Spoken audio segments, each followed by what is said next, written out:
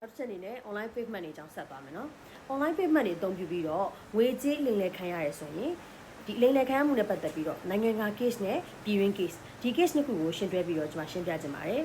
နိုင်ငံက case မှာဆိုရင်2010တုန်းကအမေရိကန်နိုင်ငံမှာလူတစ်ယောက်ကသူ့ရဲ့ဘဏ်အကောင့်ထဲမှာအပ်ထားတဲ့ဒေါ်လာ4သိန်းကျော်ဟာသူကိုယ်တိုင်လွှဲပြောင်းခြင်းမရှိဘဲနဲ့တခြားနိုင်ငံရဲ့ဘဏ်အကောင့်တစ်ခုပဲရောက်သွားတယ်ပေါ့နော်ဒီလိုရောက်သွားတဲ့ကြောင့်သူ့မှာနစ်နာပါတယ်ဆိုပြီးတော့သူကဘဏ်ကိုတရားစွဲထားတယ်အဲ့လိုတရားစွဲတဲ့အခါမှာရုံးတော်ကဘလို့သုံးသပ်ဆုံးဖြတ်လိုက်တယ်ဆိုရင်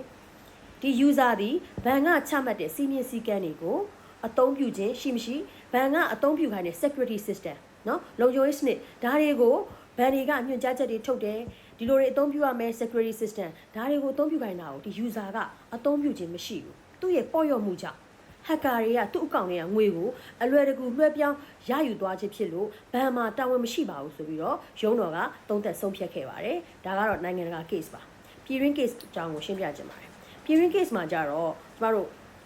နိုင်ငံကျော်တရုတ်ဆောင်မျိုးသမီးတယောက်ဒီမျိုးသမီးတယောက်က online ပေါ်မှာသူက post ကိုတင်တယ်ပေါ့နော်သူတင်တဲ့ post ကကြတော့သူ့ရဲ့ mobile banking နဲ့ငွေတွေကသူကိုယ်တိုင်လွှဲပြောင်းခြင်းမရှိဘဲနဲ့တခြားသူရှိကိုရောက်သွားပါတယ်ပေါ့နော်ဘဏ်ရဲ့ပေါ်ရမှုကြောင့်ဘဏ်ရဲ့ security system အားနည်းချက်ကြောင့်ပါဆိုပြီးတော့ဘဏ်ကိုအပုတ်ချပြီးတော့ online ပေါ်မှာတင်တယ် post တွေတင်တယ်နှုတ်နဲ့ပြောတယ်ဒီလိုတွေတင်ခြင်းသည်ဥပဒေနဲ့ညီစွန်းနေတယ်ဆိုတာ तू ကမသိဘူးသူ့ရဲ့မျက်နှာဆုံးရှုံးမှုတွေဒီဘဏ်ကိုတွားရောက်ပြီးတော့